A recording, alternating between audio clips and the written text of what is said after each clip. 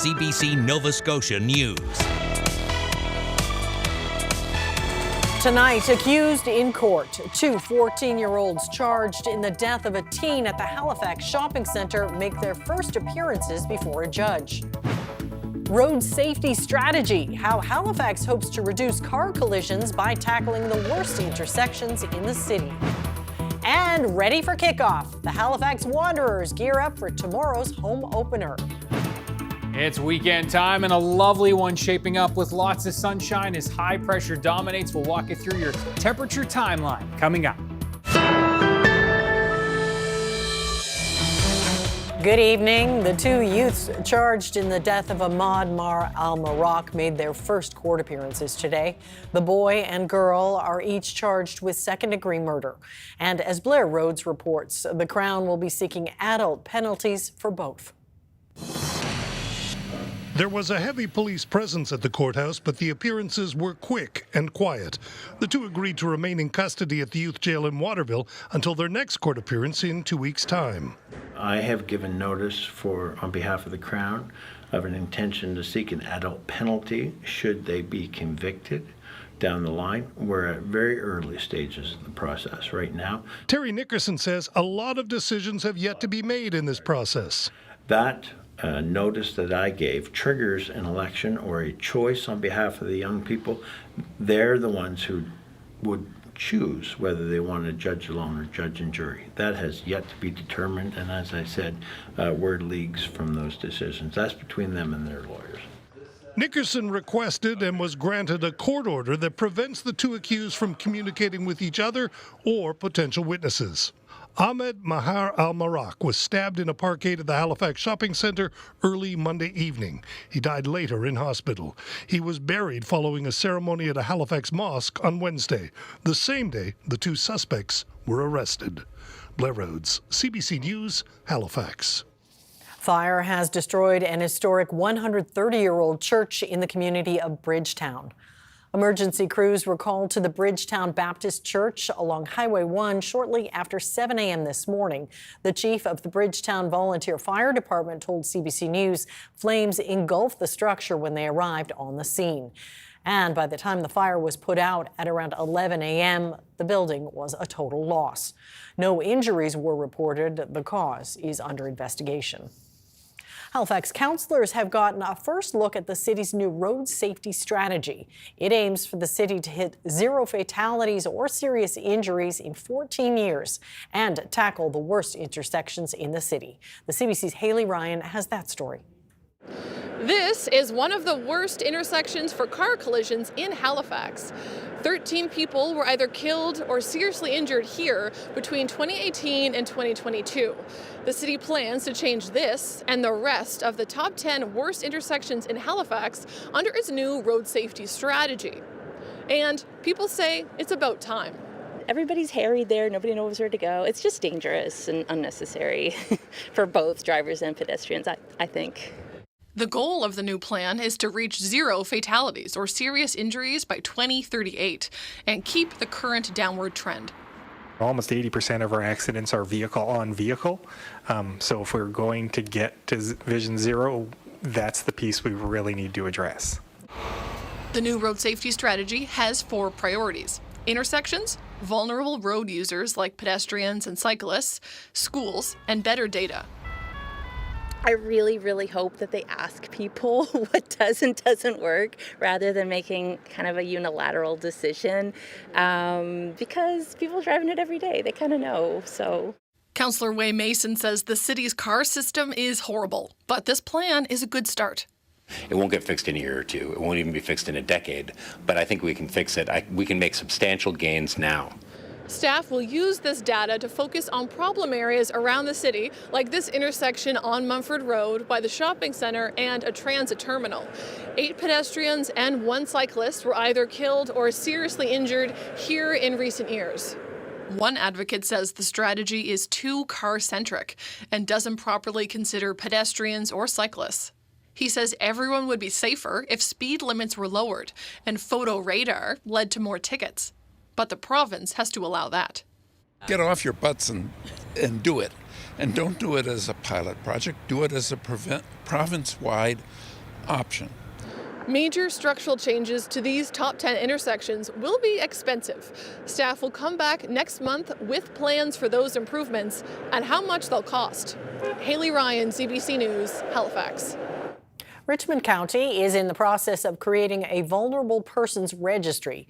The warden says storms are becoming more frequent and more severe, and the county cannot help residents if it doesn't know where they are. It feels like a very urgent topic in the minds of many people that I talk to about it because of what happened, particularly with the heavy snows that we experienced in Cape Breton. But also, we worry about the potential of wildfires like we saw in other areas of the province. So there's a great urgency that I'm feeling around getting such a registry put in place. The reality is that for us to do a good job of it, we need to make sure that we plan and implement it well, right? And I talked to Richmond County Warden Amanda Mumbercat about how the plans for the registry are taking shape. That's our newsmaker just after 6:30. Well, Nova Scotia's new Justice Minister says there's work to do to rebuild trust with service organizations following controversial comments a former cabinet colleague made last week. Brad Johns resigned as Justice Minister a day after casting doubt on the pervasiveness of domestic violence, telling reporters he thought there were bigger issues in the province, including drugs and guns. Michael Gorman reports. Since she was sworn in on Monday, Barb Adams has been working the phones. The province's new Justice Minister and Attorney General says it was important for her to hear firsthand the concerns and anger from groups following John's remarks. She says it is also important that she makes clear to people where she stands. I know that the Premier made our position of our government very clear, but I need to be sure that Nova Scotians know that I take domestic violence very seriously and that I come to this role with that appreciation that there are some new wounds that need to be addressed. And so I've started reaching out, but I appreciate it's not going to happen overnight. Adams is not the only cabinet minister reaching out to women's centres and transition houses. The province's Labour Minister, who is also responsible for the Advisory Council on the Status of Women, says it's important that the government shows people that it will be there for them in their time of need. To that end, the minister says consultation will begin this summer on the potential of increasing the amount of paid leave guaranteed to survivors of domestic violence. Right now, the Labour Standards Code allows for 3 days of paid leave. So we are committed to looking at this and to do consultation on domestic leave to increase to 5 paid days this summer. So we're going to do that work and speak to Nova Scotians and better understand the impact that this change could potentially have. The minister's decision follows a call earlier this week from the Nova Scotia Federation of Labour to increase supports. Federation President Danny Kavanagh says he was prompted to act following John's comments. He says people need more support to address any barriers to them being able to leave a dangerous situation. Michael Gorman, CBC News, Halifax.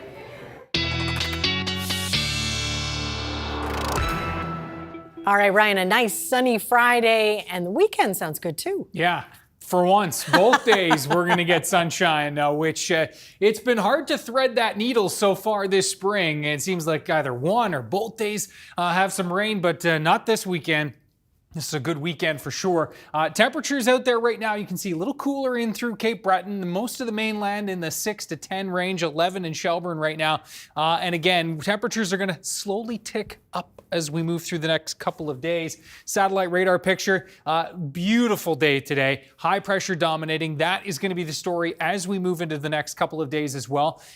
Into the late weekend, early next week time frame, we're kind of going to get sandwiched between this low coming in from the west and this low backing in from the east, and that'll increase our clouds and bring us a few showers. But let's focus on the beautiful stuff first, and you can see sunshine for tomorrow. Likely still mid-single digits for Cape Breton, a little cooler in those onshore winds. Same thing through the Northumberland shore, a little cooler in those onshore winds. But most of us in that 10 to 12 range for tomorrow with those northerly winds. Still a little on the pesky side. Lighter winds on Sunday, still from the north, so we'll still have to watch for some of those sea breezes, particularly through Cape Breton and again the Northumberland shore.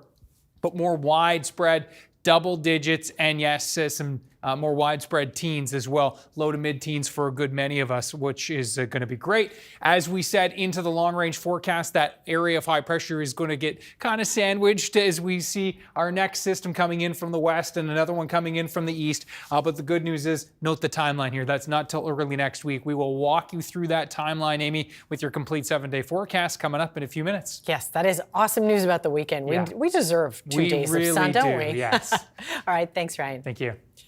Nova Scotia Health launched a major recruitment effort today. It's a province-wide job fair with the hope of filling more than 4,000 vacancies in the healthcare system. Brett Ruskin reports.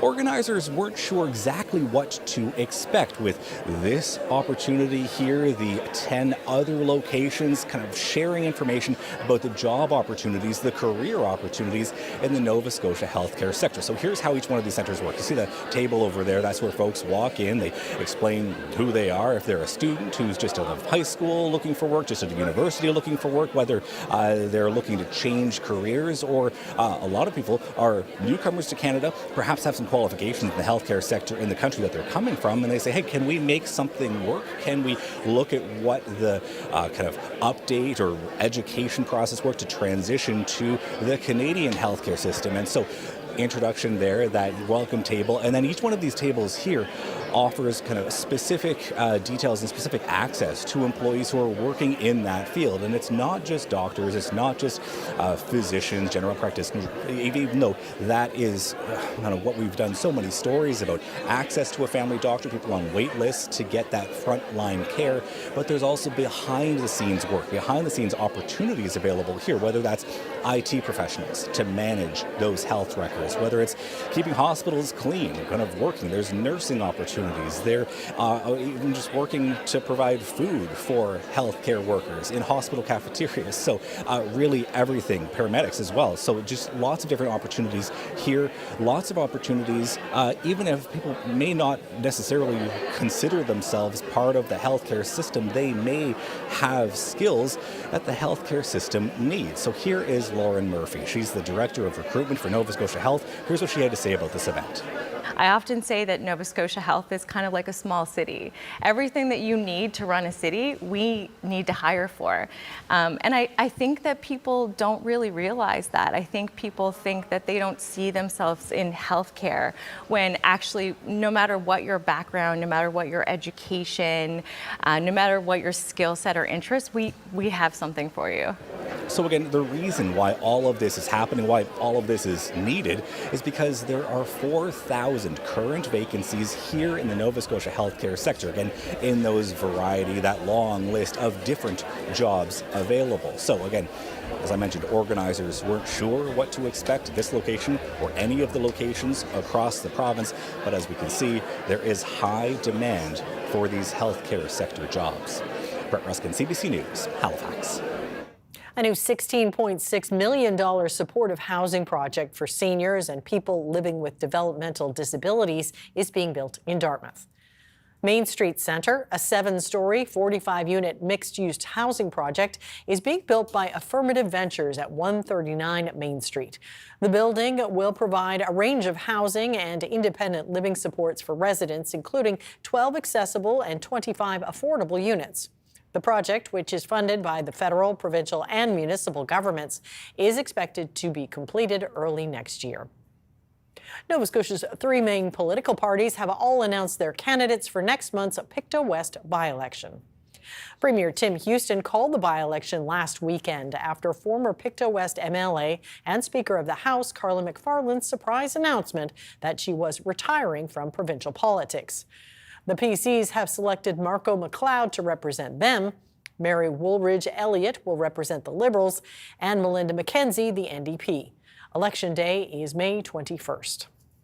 Well, the Halifax Wanderers season got off to a rough start last week as they lost their first 2 games in BC, but they hope to turn it around tomorrow when they play their home opener against Ottawa in front of a sold-out crowd. The CBC's Paul Palmeter has that story for us tonight. It's season 6 for the Halifax Wanderers in the Canadian Premier League. Team captain Andre Rampersad, a midfielder from Trinidad and Tobago, has been with the team since the beginning. The 29-year-old is hoping to get on the winning track at home. Yeah, really excited. We've been on the road for quite a while. You know, the first 2 games wasn't the best, but it's a great feeling to be back home and play in front of these beautiful people. The Wanderers failed to score a goal in their first 2 losses and are anxious for a better showing in front of a full house of their faithful fans. It's 2-0 for VFC. The Wanderers have never won a league title, although they made it to the league final in 2020 in a season that was marred by COVID. A capacity crowd of nearly 6,500 is expected tomorrow. I mean, to have this many people that are supporting us, I would say we're beyond lucky, you know, so we're really appreciative of all the support that they give us, and they know that, and I think that's why you're going to expect their utmost effort tomorrow. The Wanderers president says the team has reached an agreement with the city to play the season at the city-owned Wanderers grounds. The team has had many sellouts, and Derek Martin is continuing to push for a permanent stadium solution that would hold 8,000 to 10,000 fans. Yeah, we're out of room, is the reality. So, you know, we've been able to piece together this pop-up stadium, which we love, and, you know, it has some charm and it has some character to it, but at the end of the day, it's not a professional venue. It's not what I think the city of Halifax deserves, given the rate that we're growing at and where we are as a city. Martin also announced a new season-long mental health campaign to assist patients at the Abby J. Lane Hospital. We're going to be helping to raise some funds to renovate their gymnasium that they utilize to help those patients who are at the hospital being treated for mental health and addiction issues. Tomorrow's game starts at 2 o'clock. Paul Pometer, CBC News, Halifax. Coming up, Air Canada is reviewing its policies after a national chief's headdress was removed from the plane's cabin. Ontario police are investigating after an officer provided a protester with security information on the Prime Minister. And it's a lovely night out there. Ryan is back next with his full weather forecast. We will see you in just a bit.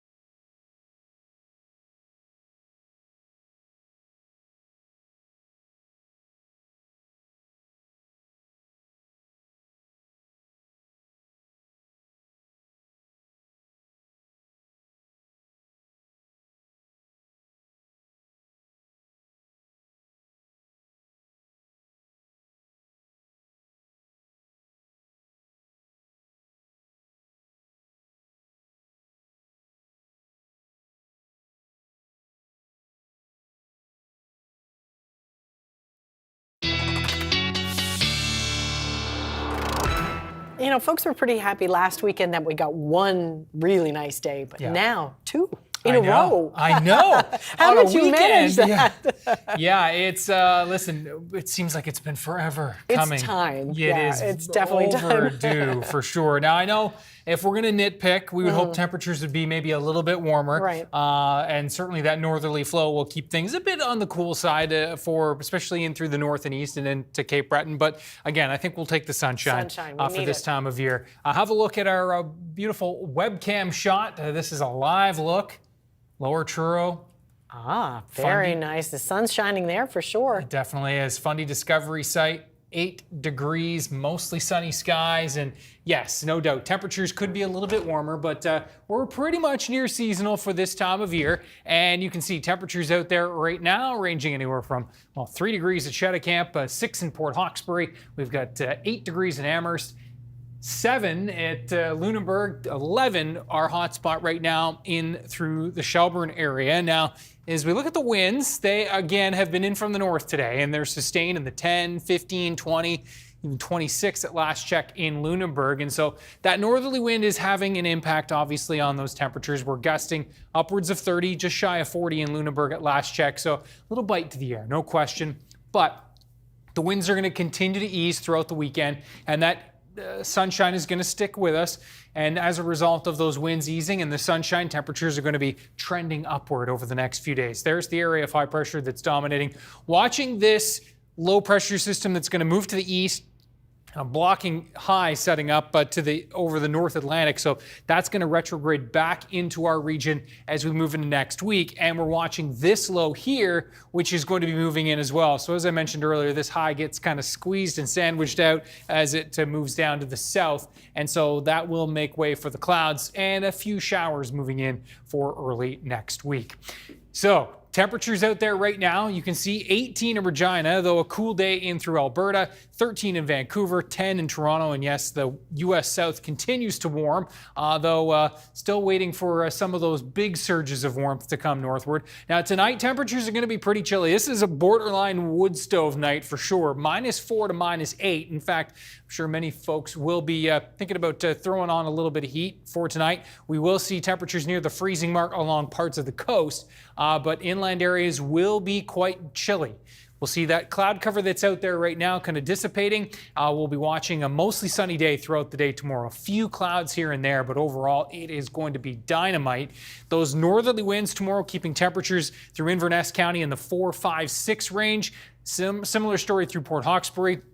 We'll squeak to 8 degrees for places like Richmond County down into the Eastern Shore region. Antigonish across into New Glasgow and Tattamagush will likely be more like 6, 7 degrees. Out of the onshore wind, Amherst, Parsboro near 9 degrees will be best chances for double digits down through Truro into the Halifax area. And then back further west, we'll likely creep into the 12 to 13, maybe 14 range here for western areas of the province. And then we'll see more widespread 12s and 13s and maybe even 15 on the board for Sunday, especially in through the southwest into the Bridgewater area. 6 to 10 degrees across Cape Breton. Still a bit of a persistent northerly flow there on Sunday, more so than anywhere else, with a lighter wind for the rest of us. High cloud starting to fan its way into the province on Sunday, and then that cloud thickening up as we move into Monday, both from the west and from the east. Again, few showers for us, nothing too significant, and it looks like by the time this low continues to move east, it also will just throw some isolated showers. The biggest thing that low coming back in from Newfoundland will bring for us is the cooler temperatures. A bit of a cool marine air mass moves back in, so we really see a temperature drop Tuesday into Wednesday, but trending back up for late next week. And yes, we can't be too disappointed with that. no, definitely. Quite a bit of yellow there on the board for sure. Yeah, we'll take it. All right. Thanks, Ryan. Thank you. Well, be sure not to let your guard down around Brecon and Campbell boroughs. The two brothers are part of the best at fencing on PEI, and they're taking their dueling skills to Saskatoon for the National Fencing Championships next month. Have a look.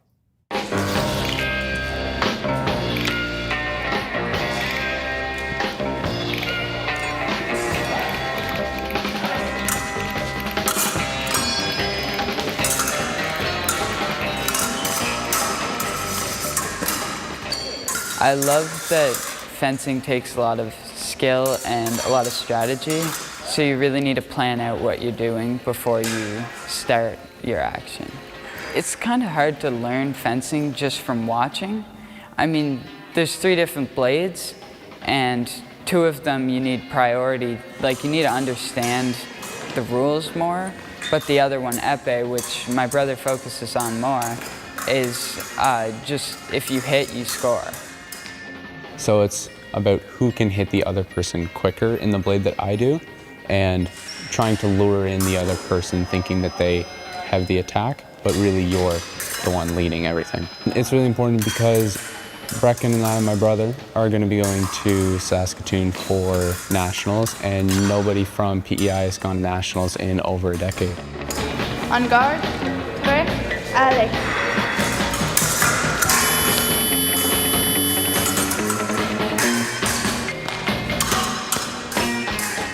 How hard is it for PEI to be at an upper level with fencing?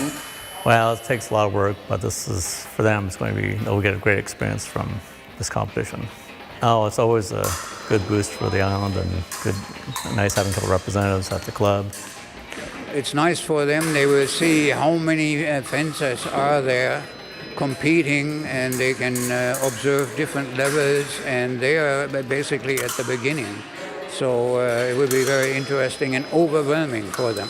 I think that the people that get to fence us will definitely raise an eyebrow saying like, wow, they're from PEI.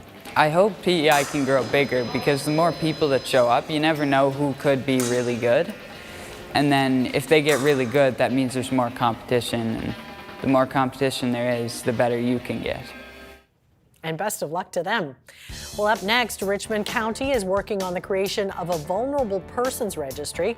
I'll talk with Warden Amanda Mumbercat about how that could help residents cope during severe weather. That is our Newsmaker. Stay with us. You're watching CBC Nova Scotia News.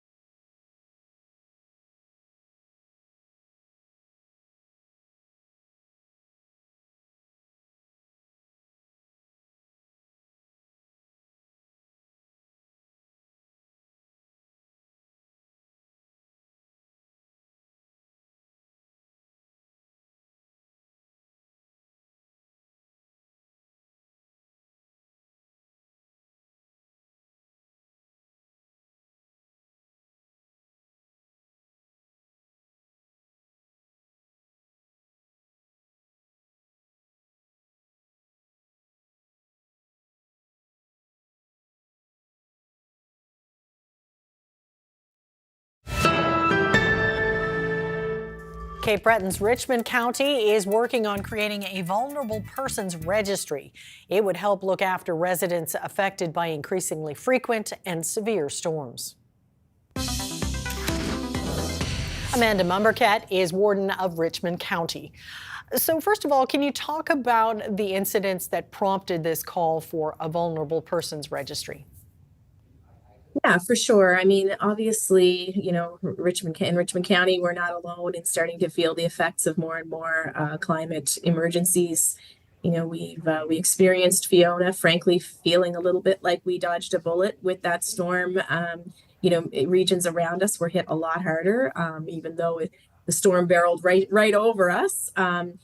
But in terms of damage, we didn't fare out too badly. And then, of course, the major snows this winter really had prompted council to kind of, you know, start to discuss, are there some better ways that we could be managing information for some of our most vulnerable citizens, to make sure that they, you know, that we've got folks checking in on them and making sure that they're okay in these times of crisis. And we always do encourage people to check in on your neighbors, but we're still going to do that. But I think we need to have a little bit more of a systematic way of making sure that if people are in vulnerable situations in their homes, that we have kind of a more formalized way of getting to them or ensuring that people are checking on them when needed. Well, can you give me some examples of people who'd be on that registry?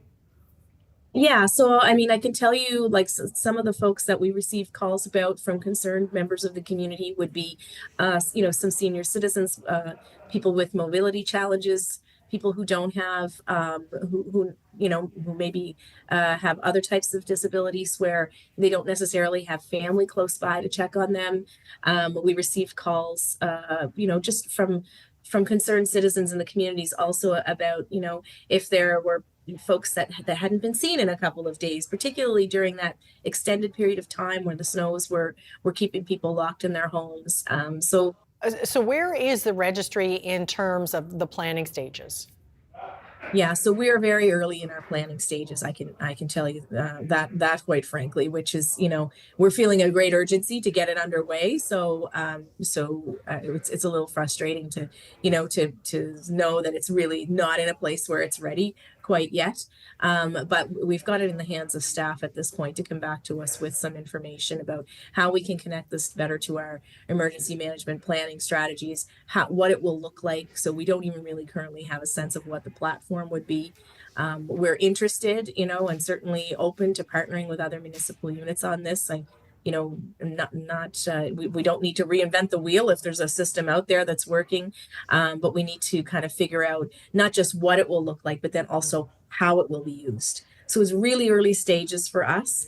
You know, a lot of rural municipalities in Nova Scotia and certainly here in Richmond County, we have very limited human resources on staff when it comes to emergency management planning and implementation when disasters occur. So we really do rely on a whole network of people in the community, and most of those are volunteer fire departments, volunteers of other, from other organizations, whether it's VON or home supports or whatever the case may be. So we really are going to be looking to figure out how, as a network of emergency service providers in our community, how can we come together to use a vulnerable persons registry in a meaningful way. And I guess I would also like to say, in terms of residents using the registry, I think a key word behind this whole thing is that it is voluntary. We're going to do our, everything we can to protect the information of residents who want to be part of that registry. But at the end of the day, it will be up to them to disclose, what kind of information they're willing to disclose that will enable us to better serve them. So lots of considerations, really early days in our planning at this point. Well, what has been the reaction from residents in your area to this idea? I mean, generally very positive, but again, we should have this right away. It's kind of, it feels like a very urgent topic in the minds of many people that I talk to about it because of what happened, particularly with the heavy snows that we experienced in Cape Breton. But also, we worry about the potential of wildfires like we saw in other areas of the province. So there's a great urgency that I'm feeling around getting such a registry put in place. The reality is that for us to do a good job of it, we need to make sure that we plan and implement it well, right?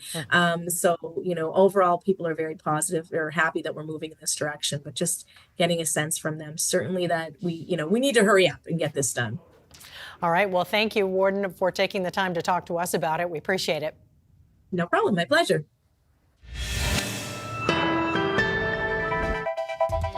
Coming up, members of the Canadian Forces are in Jamaica training support troops for a UN-led mission to Haiti.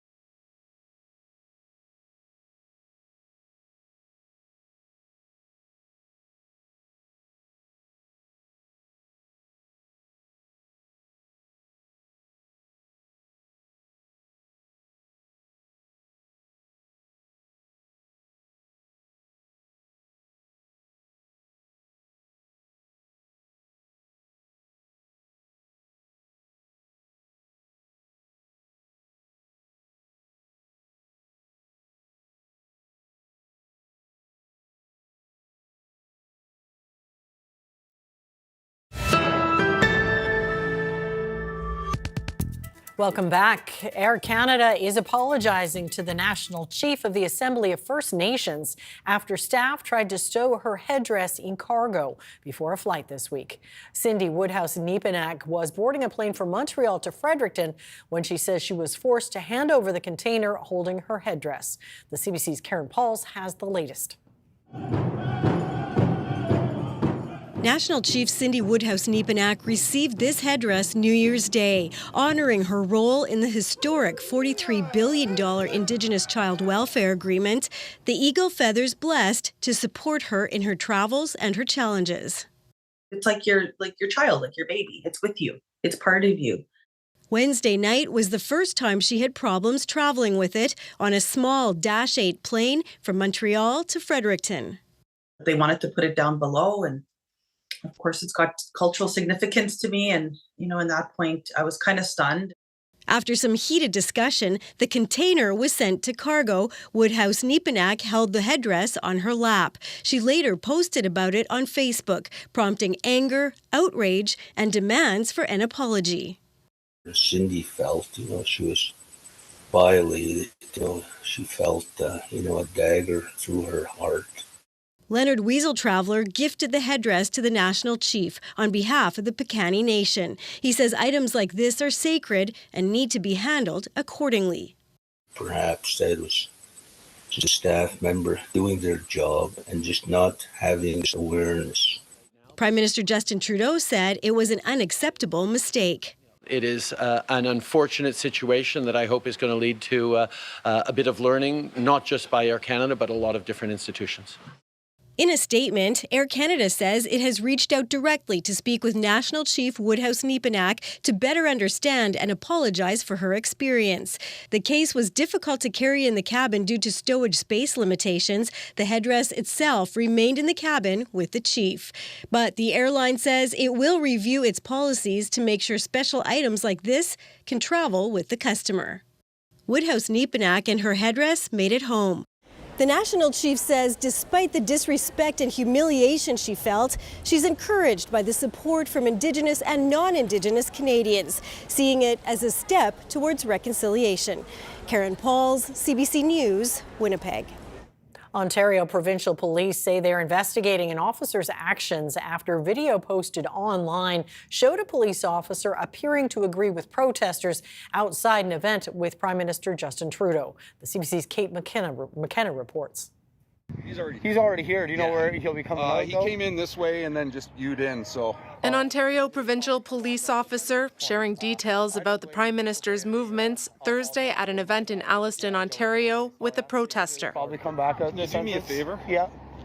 I'm on board with you guys. Yeah. But just no profanity. CBC News reached out to the officer but didn't receive a reply. In the video, he's heard repeatedly agreeing with what the protester says. I'm pretty sure, especially with the catch and release program and officers getting shot for guys that are already out on violent crimes. That's not ridiculous. Too many people are with Justin Trudeau at this. The video spread online, prompting questions about whether police should be sharing political opinions and whether he compromised the Prime Minister's safety. He's expressed his own personal opinions on a certain matter to obtain favor with the demonstrators, and that's inappropriate for a police officer to do that. You have to remain neutral. And he's also potentially compromised operational information. Now, I don't know if it was obvious where the PM went in or out, but he also disclosed the fact that where the PM actually drove in. The OPP says it's reviewing what happened. The video has raised concerns about professionalism and depicts opinions that are not in line with the OPP's values. The Prime Minister says he won't comment on security measures. I think it's important to emphasize and understand that the right to protest is really important. In a democracy, your freedom to disagree with the government is something we perhaps take for granted here in Canada. The RCMP wouldn't comment on this specific incident, but says it's continuously reviewing the measures in place to protect the Prime Minister. Kate McKenna, CBC News, Ottawa. An Egyptian delegation is reportedly in Israel trying to restart Gaza truce talks. And in Washington, the White House says it senses momentum. Today's report, though, says there are no new Israeli offers. And yesterday, Hamas dismissed the most recent ones. It all comes amid signs that Israel's long-promised Rafah assault could be imminent. Tanks were operating near the border yesterday. Wednesday, reports said that the military was ready, awaiting only the government's green light. Aid groups have consistently said a Rafah offensive would spell humanitarian disaster. Haiti's new temporary leadership is facing a mountain of challenges. A 9-member council was sworn in after the prime minister resigned yesterday. The Caribbean country is seeking to establish security after months of deadly gang violence. More than 2,500 people have been killed or injured since January. The Transitional Council is seen as a key step towards the deployment of a Kenyan-led security mission. As Paul Hunter shows us, Canada is playing a role by training some of the support troops from Belize, Bahamas, and Jamaica. We're outside an old prison compound in Kingston, Jamaica, inside the final training exercise for troops from Jamaica, Bahamas, and Belize, with one goal in mind: getting into Haiti. All of it under the watchful eyes of their trainers, the Canadian Forces. It's the culmination of 4 weeks of training under the guidance of Canadian forces, mostly from Valcartier, Quebec. Here, troops from Jamaica, Bahamas, and Belize, with weapons that look and sound real but carry no live ammunition, run through an exercise meant to simulate the kind of circumstance they'd likely find in Haiti, where paramilitary gangs have overrun the capital. Plans for foreign troops to go in and aid Haitian police would be led by troops from Kenya. The month of training in Jamaica included a particular focus on, for example, field tactics and especially first aid in combat zones. Here, on this final day of training, Canadians kept careful watch. So too, military and government leaders from all countries involved. I mean, it has been phenomenal. I think it has demonstrated the Canadian government's very real commitment to ensuring that it is a part of creating change in Haiti. But, says Jamaica's foreign minister, more is needed from Canada and other countries before these troops could deploy alongside those from Kenya. But what we do need is the financial support and the equipment support from our larger developed countries to make sure that they are force effective when they deploy. And for the Caribbean troops, that's a key factor on timing. And so the question of when they'll go into Haiti remains unclear. The head of the Canadian contingent here told CBC for the moment, this work is done. Yes, I feel good about it. It is absolutely a tremendous commitment by Canada, and we delivered on that commitment. The work ahead is daunting. The hope is that the training here for those likely to go in perhaps soon will be a start. Paul Hunter, CBC News, Kingston, Jamaica. A UN report is drawing a worrying connection between girls, eating disorders, and social media. The CBC's Deanna Sumanak-Johnson has that story. Kelly Dines noticed her teen daughter's behavior start to change during the pandemic. She was spending more time online. This increased desire to do fitness classes online or go out for a jog, and then all of a sudden food content was being pushed to her phone because she was searching up recipes, and then she took this interest in cooking, which is all typical symptoms of the beginning of disordered eating behavior. Being in and out of hospitals over the past 4 years for anorexia treatment interrupted the teen's education. She should be graduating from grade 12 this year. A growing concern worldwide, according to a new report from UNESCO. So girls are much more affected by social media, negatively affected. Images in particular, the body image, the feelings and the emotions this causes are far higher for girls than for boys. That also has negative impact on learning. The latest report pulls together existing studies, including World Health Organization's report that found teen girls' mental health is under greater strain than that of boys, and Facebook's own research that says 32% of teenage girls said that when they felt bad about their bodies, Instagram made them feel worse, a trend doctors have been noting for years. There are certain gender norms and certain stereotypes that are inherent in our society that are magnified in these algorithms and on social media. And the same way that young girls were affected by the teen magazine and the articles in our generation. So if you have a phone and you have social media on your phone, you can get it anytime, whereas you wouldn't always have a magazine. So it's the volume and the intensity of the information. Experts say banning or restricting specific social media apps may not be the best solution. Teens will just find other platforms. They hope raising awareness of the harms may help parents have more honest conversations with their kids. Deanna Sumanak-Johnson, CBC News, Toronto. A homeowner's nightmare could provide a key to constructing climate-smart buildings. Termite nests could provide inspiration for future energy-saving designs. A Swedish researcher is studying their lattice-like network of underground tunnels that feature built-in climate control without the carbon footprint. Termites are absolutely incredible at constructing. They work with very limited resources, and they work with materials that are entirely sourced from their environment. And what is incredible about them is that you can find one termite species living in one place on Earth where they have certain conditions in terms of its climate, but also the soil composition. And then you have another species that lives in slightly different conditions, and they will have a very different strategy. One of the fascinating things that the termite mound does is that it maintains a humid internal climate, even though it sits almost in the desert in a very arid environment.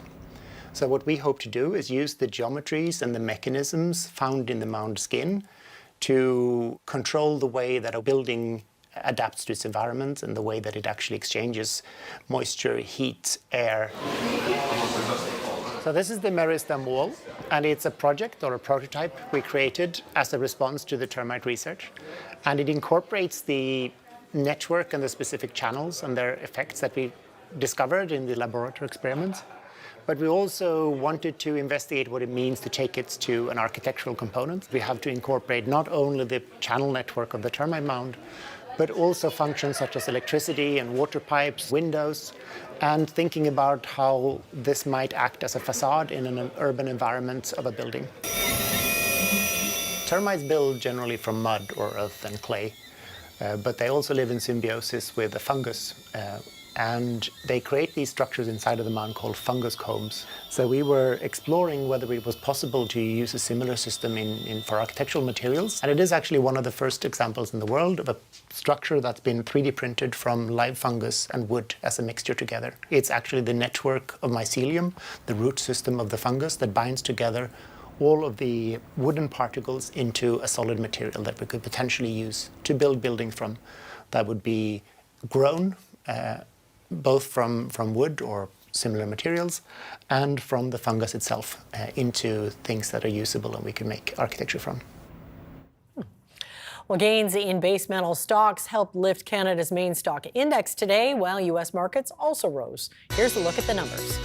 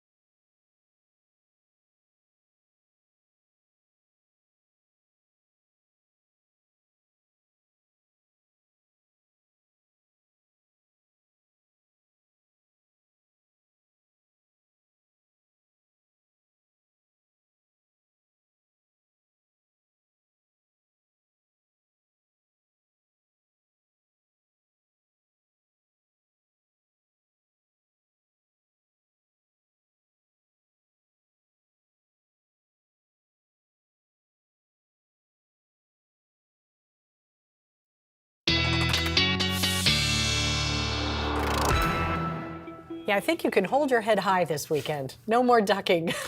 Yeah, it's good to not be able to, have to walk around with the ball cap pulled way down low, sunglasses on. Yeah, for sure. You'll need your sunglasses. We will need the sunglasses, definitely. Let's start with our viewer picture of the day, and a beautiful one from the Northeast and setting day, and of course, important day. Very important, and a pic from Arisag from sunrise, and yeah, you can see. Oh, wow. Folks busy on the water there. They're out early. Yeah, for sure. Thanks to Peter Robson for sharing this. Ryan's picks at cbc.ca, and a similar sunrise for tomorrow. We will see, yes, lots of sunshine across the province tomorrow, a mostly sunny day. Couple of clouds kicking up into the afternoon. The north wind will be a factor.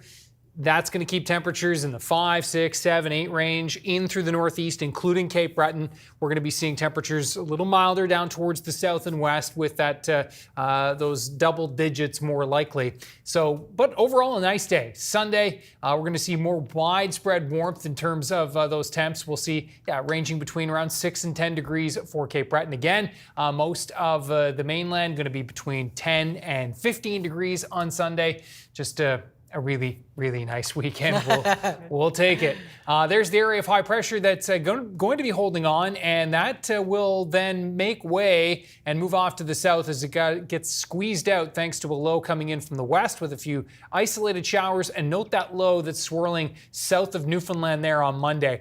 That won't be working its way right into the region, but will wrap some colder air in for Tuesday into Wednesday, hence the cool down there. All right. Well, finally tonight, a woman from BC is giving new meaning to the phrase, let them eat cake. What is that? It's wedding cake. That's a 55-year-old wedding cake.